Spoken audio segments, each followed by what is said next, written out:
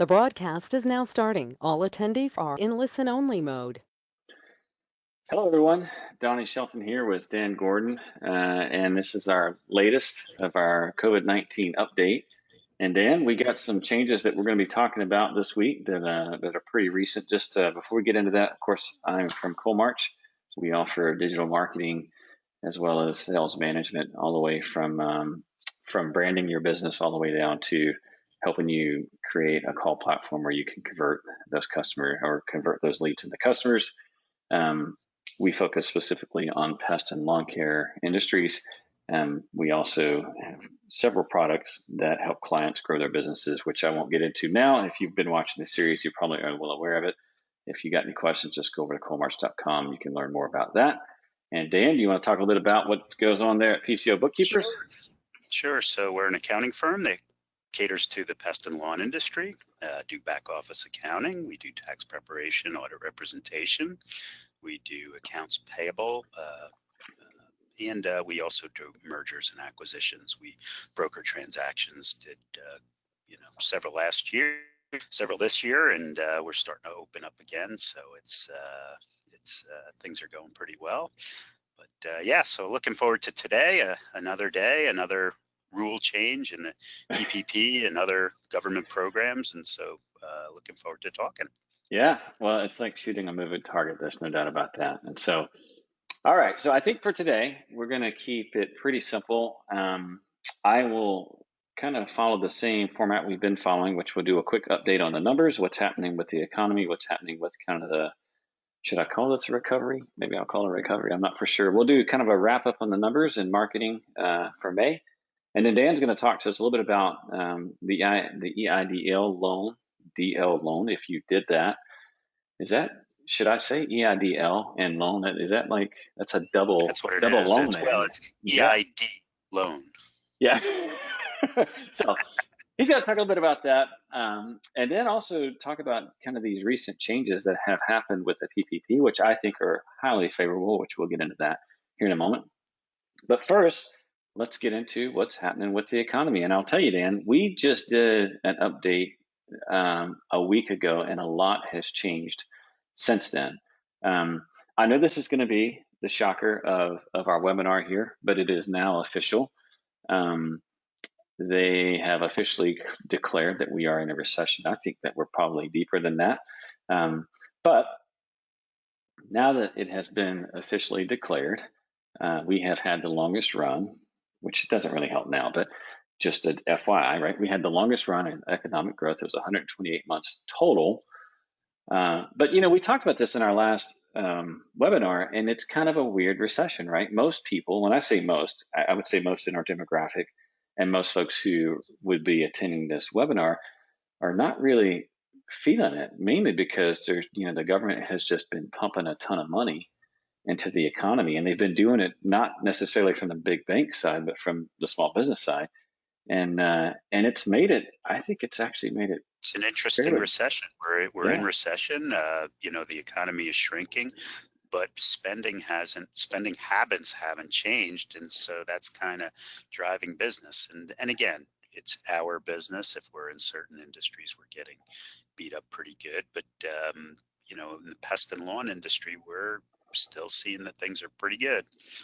And things are starting to open up. So hopefully they get better even still. So I'm never an advocate for going into debt, and certainly, you know, I'm not a fan of big government borrowing, but obviously that seems like a pastime for us. But you know, you're right. I mean, the reality of it is that there's been a ton of money that's getting pumped into the economy. People are still spending, and even though things are shrinking, that has not slowed down spending at all, at the expense of government debt, which we won't get into. Never count the American consumer out. As long as we have credit cards, we're spending. So. This is true. The next piece of information that came out is that, and I say this is a bit of a shock, right? So 42 million, last time we did this, it was at 40 million, 42 million. And the shock is that 2.5 million jobs are actually added in May, and most folks were expecting it to be on the other side of the number line there, which has been the largest monthly gain since the Bureau of Labor Statistics has been recording. It's been the largest monthly gain ever. But at the same, kind of at the same time, you've got large companies like JCPenney, JC Crew, as well as Hertz, who have filed bankruptcy. And so this is just kind of a weird time. I don't know if you have any perspective on this, Dan, but I was pretty surprised to hear that we actually added jobs in the month of May.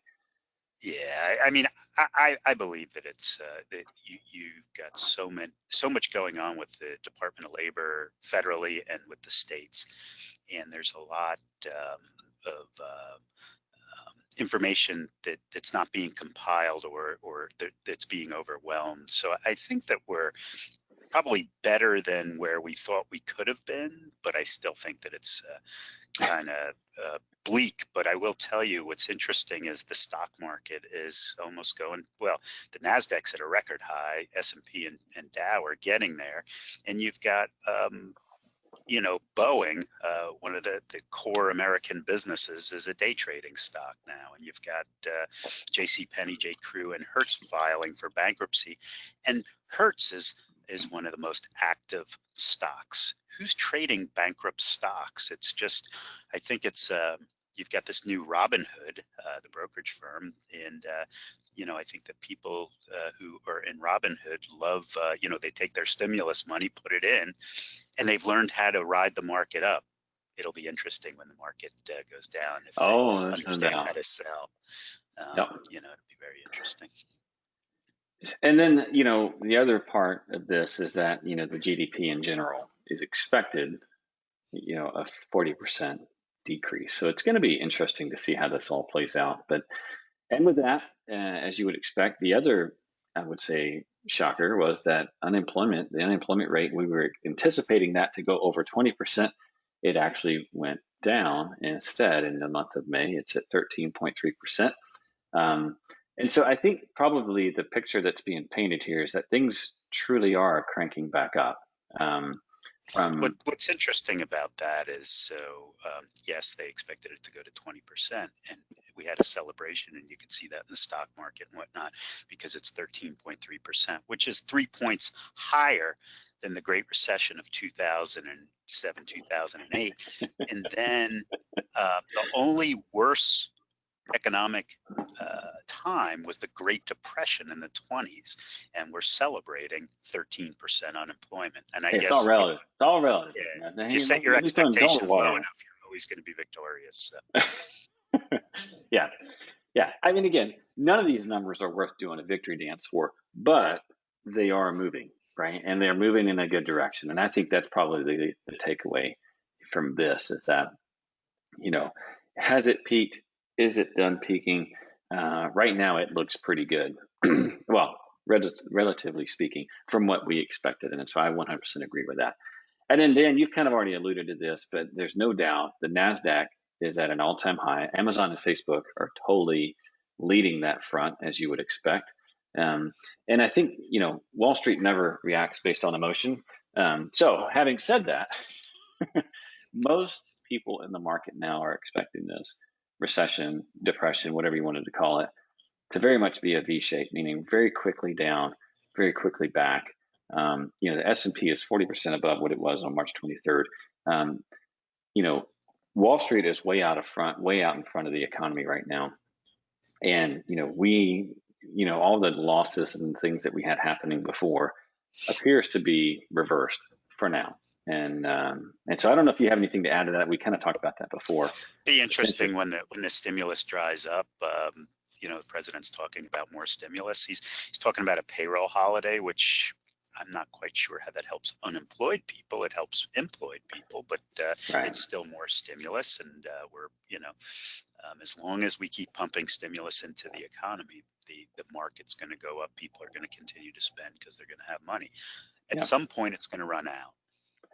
Well, and this is a bigger question maybe for later on, but the next question becomes, what is this doing to the dollar long term? But I won't get into that. Well, you've got the Europeans who are doing the same thing we're doing, so that we're going to cause we're going to cause devaluation of all the currencies. Yep.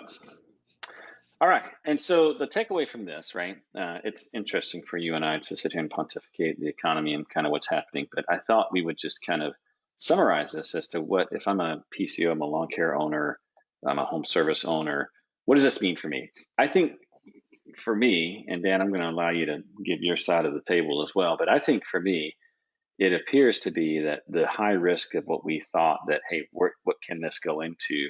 It appears to me that that has started to turn, which is good. I think it's a lower risk now.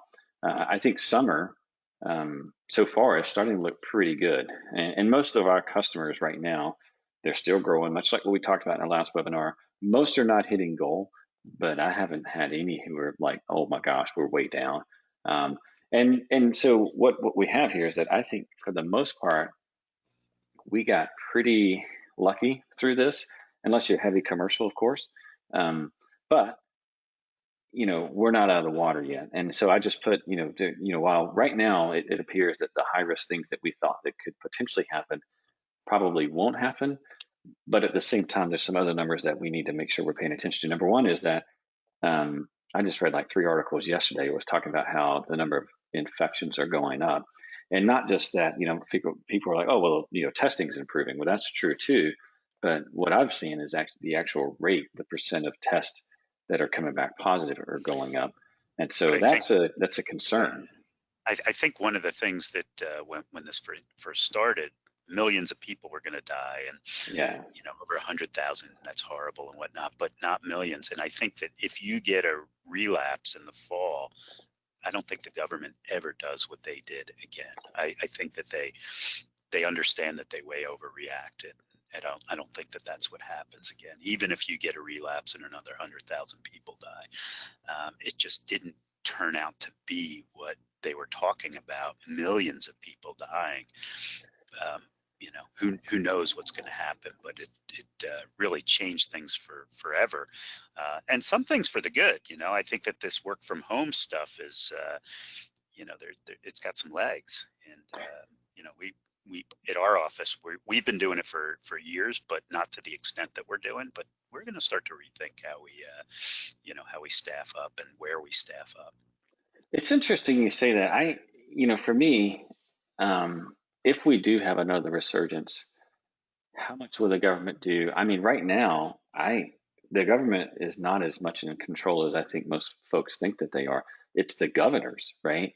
And we see a lot of disparity with states, right? So I was in Utah last month, non-event, right? In Utah, I shouldn't say non-event, but it just was completely different than being in North Carolina. And Dan, I'm sure where you're at in Jersey, it's completely different than what it is in North Carolina. And so it's the number of cases and number of deaths, right? There's not much going on in Utah. North Carolina's got, somewhere between Utah and New Jersey. And New Jersey, our governor is extremely conservative because of, all of the deaths and cases. But New Jersey's going down. The number of cases and deaths is falling quite significantly. Well, I think the takeaway here is that for me personally, I'm just still going to be pretty cautious until I get through the fall and kind of see how this all plays out. I hope you're 100% correct in that no one's going to say, hey, yeah, we're going to shut everything down again. I think with kind of this new normal where folks are wearing masks and social distancing and those types of things, even if we have another breakout, I'm hoping that's not going to be the solution. So, all right. So let's go ahead and switch over to our next topic, which is the marketing update. So here are the numbers, just real briefly. I showed these in our last webinar. Again, May was a decent month, no different than any other May, just slightly up. The red line there is 2020. We had a pretty significant dip. And again, this is the term pest control over the entire United States. Same thing for lawn care. Again, normal fluctuations as to what you expect, nothing major up, nothing major down. Going back to, our customer base at Coalmarch, this is both pest and lawn, average cost per lead was a 46, average paid cost per lead at 80. Again, that's vast majority of that's in the Google platform. And then Google Ads cost per lead at right at 90. And so, again, the big story here is that conversions are just killing it. this year. And so much like what I mentioned in our last webinar as well, if you're not seeing an increase in conversions, I would be digging to see what's going on, because greater than 90% of our clients this year, I mean, they're just, people are online, they're there to do things. And so we're seeing it a lot in our ad spend as well as our conversion as far as what folks are doing on their website. So bringing that back to what do I think does this mean for the the home service market if I'm a home service provider? Number one is, on the residential side, customer demand just continues to be extremely strong. And that's my sister texting me there. Isn't that hilarious? Just I don't know if you saw that or not, but it's pretty funny. Anyway, so customer demand is very strong on the residential side.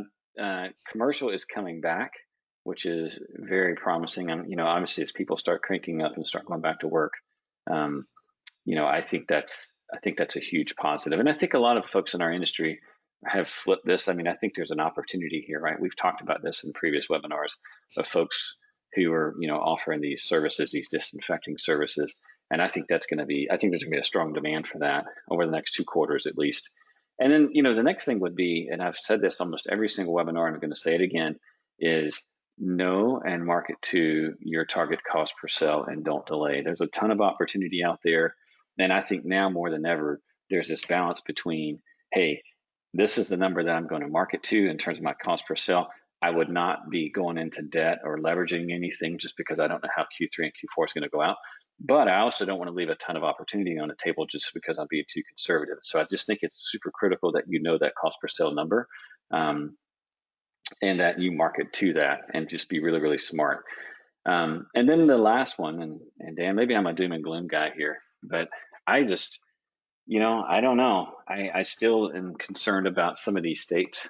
If they have a major outbreak, I have no doubt if New York had another major outbreak that they, would they shut it down? I don't know. I mean, I think these metro areas, we just really need to keep an eye on it. And so I hope you're right. I hope they don't shut everything down again.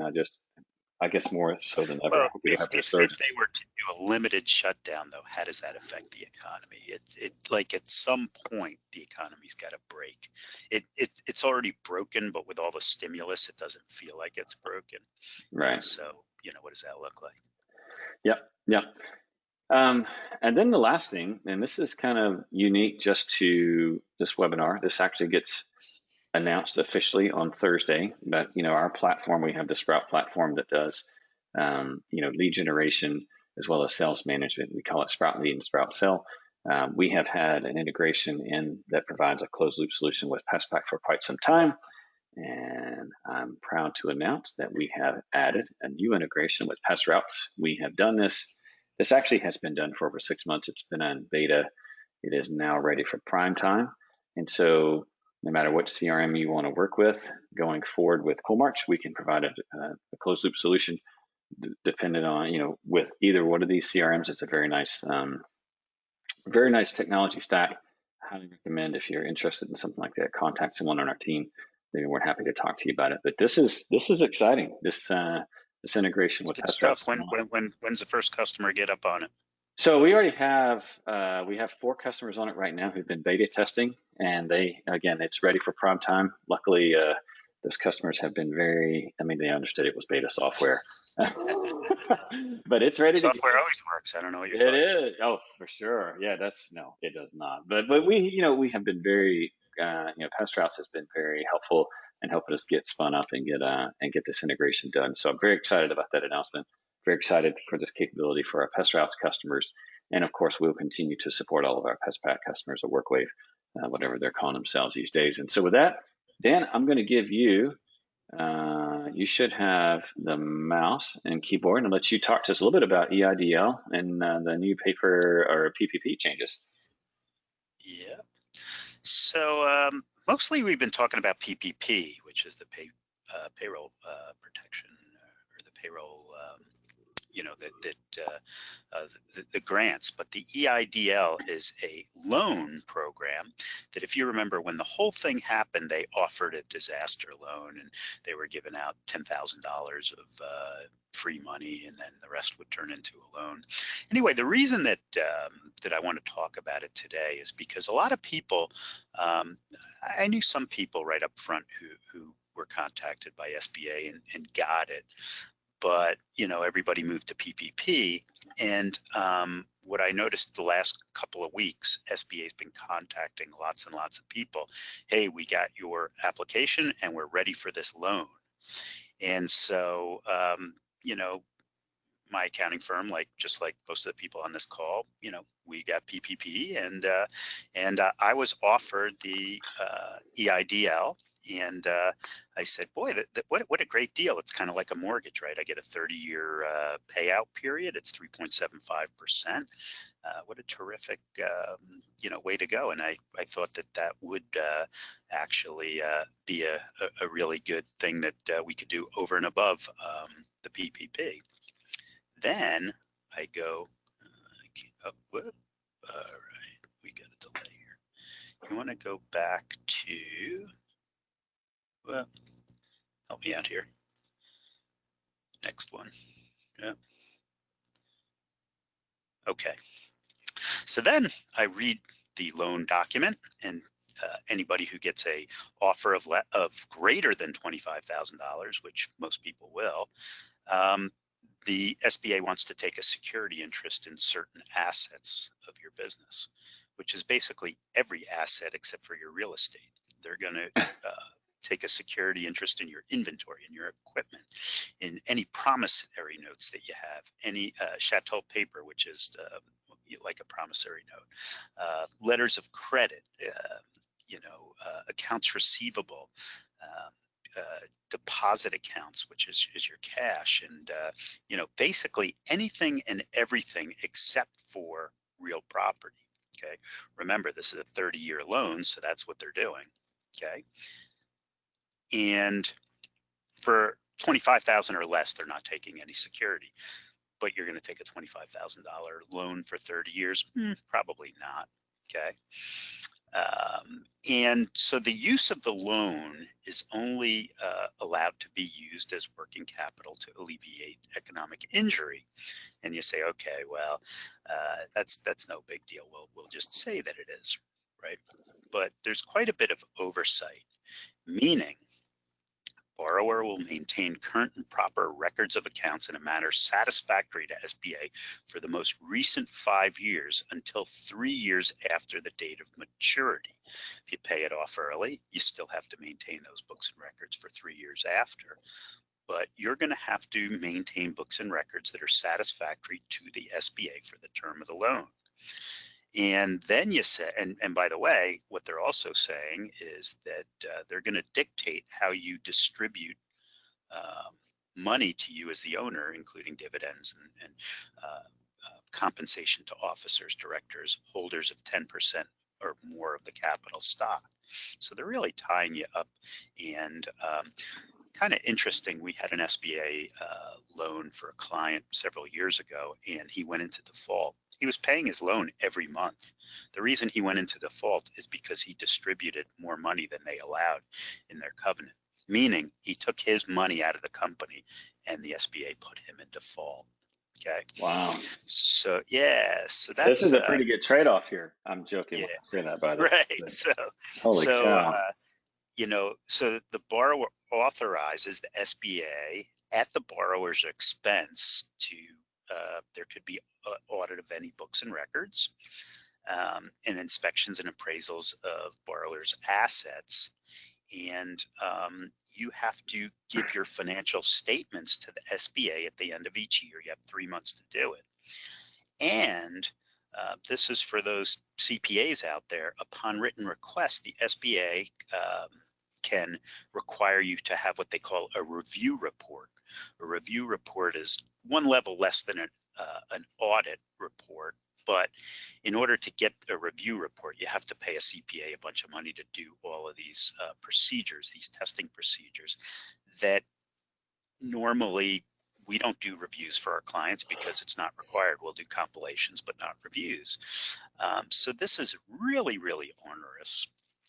And this is your standard SBA loan on steroids. I mean, that's what it looks like to me. I mean, I got this thing. I was like, they offered me $150,000 for 30 years. I said, wait, what a great mortgage. But then I started to read this, and it got really, really ugly, really, really fast. Okay, so my recommendation, if you don't need it, you probably don't want to take it. If you absolutely need it and things are dire, well, you got to do what you have to do, and then you'll take it.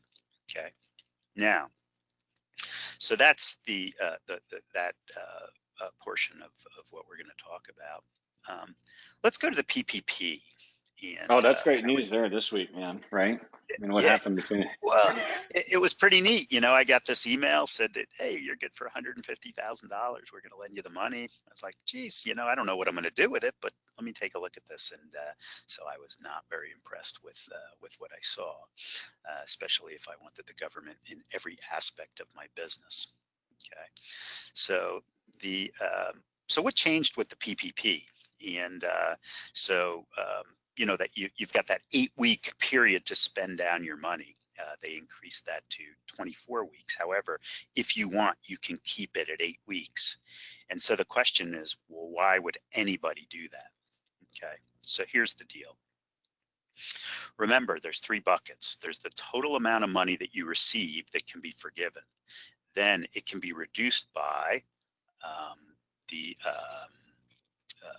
if you go over 25% of non-payroll payroll costs. Now they changed that to 40%, and so that piece can be will ding you in your forgiveness.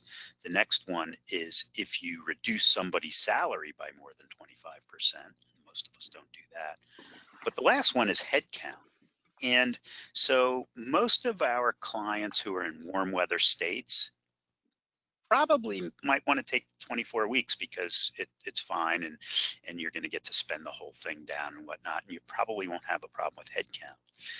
The beauty of when this whole pandemic happened, and I don't timing. you know, Yeah, is be careful. that this is the time where in cold weather states you're ramping up. So COVID or no COVID, your head count goes up. So June 30th is your measurement date and or the 8 weeks. So if you have more employees or more head count than you did in the winter, you're probably going to be, well, you're definitely not going to get dinged on your forgiveness. The problem here is that if you take the 24 weeks out, you're well into the fall, and after you raise that head count, your head count begins to drop off just as you know, each year. Naturally, that's what happens, and you don't replace people until the spring.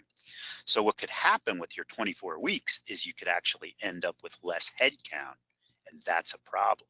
So you really have to do an analysis whether the 8 weeks works or the 24 weeks works. Okay. Interesting. Yeah, I would imagine if I'm a lawn care company, this is a really big deal. Yeah, very, very big, especially if you're in a cold weather state. Mm-hmm. So let's see. And here's the question, Dan. So, and I know that this question is going to come up, so which is why I'm asking it. So I have 8 weeks or I have 24 weeks. I can't say, well, it's 20 weeks or it's 16 weeks, like, you know, a date in between it. Can I pick that? You can apply for forgiveness. You know, you've got to pick one or the other. And so June 30th deadline to restore the workforce level wages is extended to December 31st. Okay. Meaning, so like, if I were lawn, for example, I wouldn't have to necessarily go out the full 24 weeks, right? I could potentially that's say, unclear right now. That's unclear in the rules, because what's going to happen, remember, my recommendation, we have some clients and we're doing some, you know, as you know, I announced it last week. We're doing the application for certain clients. Certain clients have said, I could do this, is no problem. And what they realized is when they look at that application, no, you guys do it. But so some clients want to go for forgiveness right now. Their 8 weeks is up and their head count is fine. Okay. But my recommendation is to wait till after June 30th, at least, so you can see what your June 30th head count is, because there's you have until, well, you had until the end of October to apply for forgiveness. Now you have all the way, out until next year. Okay, so doesn't mean that you can't take the 8 weeks after you do the analysis. So there's no real hurry to apply for the forgiveness. It's basically you need to go and look at and do the analytics and see what happens. So there's 2 new alternatives for buyers to restore potential reductions in forgiveness: an inability to find qualified employees to replace those let go, which is kind of interesting. You say, well, in a time of mass unemployment, I should be able to restore employment, but people aren't. They don't want Not to come minimum back to work. wage. They're No. making way too much money on unemployment. Exactly. So, yep. And an inability to restore the business operations to February 15th, 2020 due to COVID-related operating restrictions, which we don't have. So that's not really one that affects us. Okay. Now, this is a really interesting one. So the amount of money that's not forgiven was going to be a 2-year 1% loan. Well, they've extended that to, or they've turned the 2 years into 5 years, okay, which makes your payments go down. So that's kind of a, that's a good thing. And also the payroll taxes prior to this update, if you didn't take PPP, you could have taken your payroll taxes and not paid them this year and then push them. You would owe them in 2021 and 2022. And if you remember, I told you that's a really slippery slope. When you don't pay your payroll taxes and they become due, the government comes after you. Anyway, I would play with that for sure. Yeah. I can't see why anyone in our industry would want to do that. Maybe there's a good reason, but not when it's this much of payroll. You know what I mean? Like when you think about how big payroll is on our P&L, I would not play with that. It's a big number. If you have good CFO, talents, and you put the money away, but just remember you will be paying it. So in other words, you don't pay any of your payroll taxes this year, but you accumulate that amount and pay it over 2 years. It's a very slippery slope. I don't recommend it for most people. Let's see. Yep. So that's the same slide. I guess we put that. Okay. So the loan forgiveness reductions and headcounts. So for employers who have not reduced the number of employees or average paid hours of employees between January 1st of this year and the end of the covered period, there is no reduction.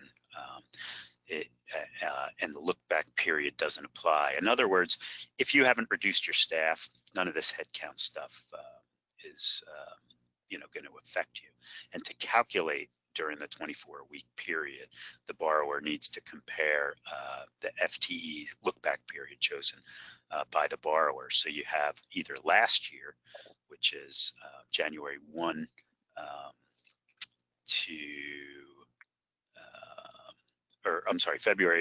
January 1 of 19 to June 30th of 19. This is wrong. And this year, you've got February 15th through the 29th. But it's really important that you understand ADP. For those of you who use ADP, there are some reports that you can produce, and they shoot right to spreadsheet, and they come up with this FTE calculation, and you'll see how complicated it is. And they give you a big fat disclaimer that says that that depending on how you pay your people, you may have to do manual calculations. I was sitting with it for a few hours yesterday, and Paychex does the same thing. Yeah, Paychex has the same thing. So yep. And so the idea is that you've got to prove to the government that's that your head count is in compliance. So the safe harbor is that you have the same or more head count on the 31st by the 31st of this year, which it could have been June 30th. Now it's December 30th, or December 31st. But you need to take a good hard look for those people who are in cold weather states, whether it makes sense to do the 24 weeks, because when it came out, everybody was like, now we're easy, we're going to spend down the money. But they didn't realize that full-time equivalent headcount calculation has to be done, and you could hurt yourself. The other thing is, if you have a marginal employee or marginal employees, in order not to reduce headcount, you may have to keep them on through the end of the year or for the 24 weeks, and that's a so you need to take a look and see, how are you doing for the 8-week period or June 30th? And by the way, if you are interested in having somebody take a look at it, we're doing that now. We thought that we'd get a few people to have us do this work, and I think we've got well over 50 people who have signed engagement letters for us to do the work now. So I just got a question that came in, and the question is this: how do we handle? And I know you already know the answer to this, so we'll try to make it quick. How do I handle employees that are over 100,000 in terms of forgiveness? I mean, to me, I think it's the same calculation as to when you applied for the loan, right? You take that delta out. I think the number is 15,800, whatever. In other words, you take the 100,000, divide it by 52. That's the weekly, and if you multiply that times 8 for that, if you're going to do the 8 week program, that's the maximum amount that an employee can get. Okay. Yeah. It's also unclear, and it's kind of interesting. There's a big accounting firm called Markham that I follow, and they said that it's unclear whether that would turn into 24 or 8 for the 100,000. I believe that it'll be the 24 weeks. But again, I think that where you're going to, the government wants to give you the money. They want you to get the money forgiven. Where you're going to get tripped up is not on the spend, but you're going to get tripped up on the headcount, and that's really important. Good. So those are the updates, and we'll keep you posted. Every time they come out with something to clarify how it works, it gets more complicated, and there's more and more questions. And I was amazed yesterday. I spent all afternoon working on spreadsheets for different examples, and there's so many different scenarios. So we'll keep you posted. Yeah, for sure. All right, and with that, we're going to kind of close this session out. We're keeping it fairly short, but I like that we did the update. And also just want to announce that, we've had like I mentioned in our last webinar, we've had a really good response to these webinars that we've been doing. And so Dan and I have decided that we're going to do these monthly. As of right now, it's going to be a lot. I mean, the content is still going to be concerning COVID and kind of some of the changes that are happening within the industry associated with COVID, with PPP loan. But eventually that's going to subside, and we're going to continue this series of how do you grow your pest and lawn care business, not only in 2020 but going forward. And that would be we're going to provide both financial perspective as well as a marketing perspective, but all of that feeds into ultimately growing your business as efficiently and as profitably as you can. And so we're going to do this the second Tuesday of every month. And so outside of, and I know this will never change, I'm sure we've got the PPP program just perfect, and so there won't be any other surprises coming down the pipe. But having said that, if there's not, our next one is scheduled for July 7th, and there'll be a follow-up email after this webinar that you can subscribe to those. And very excited about that, Dan, because we'll get to kind of deviate from some of these topics that, right now it's been very tactical in nature, talking about COVID and PPP and the economy. But on these webinars, it's we get a little bit more flexibility. We can go in a little deeper into some other topics like M&A, marketing strategies, and I think that this is a tremendous partnership. If you think about it, right? What are the core areas of your business?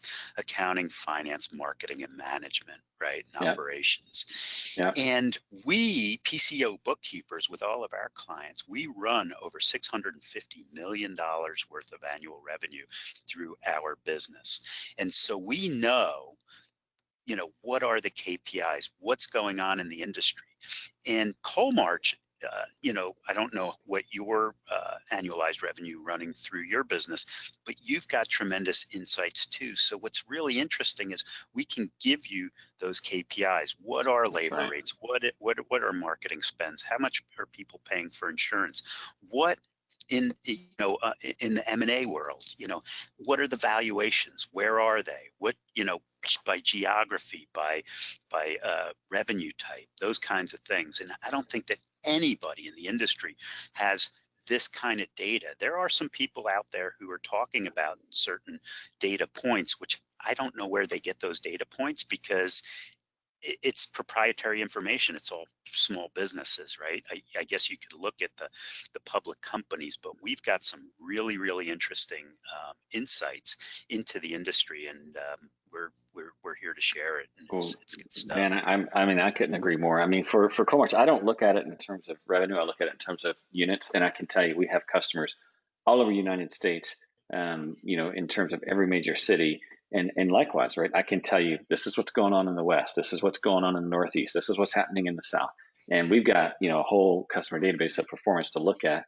And obviously, we don't share specific customer data, but looking at it from a big picture and a macro level, I can certainly tell you what's happening from growth, marketing, customer behavior, or consumer behavior.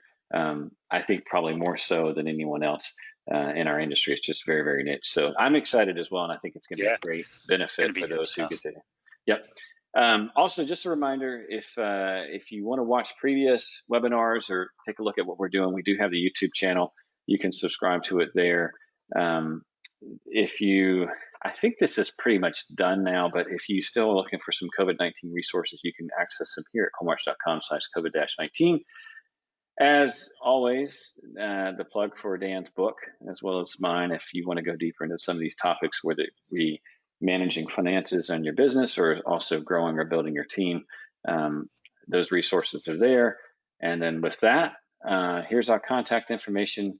Dan, this has been fun. We're not closing this out. We are closing this webinar, but much like what we talked about before, I'm excited about keeping it going, and we obviously are here to help any way that we can. And so with that, I'm going to close it out. Dan, any final thoughts before we run out?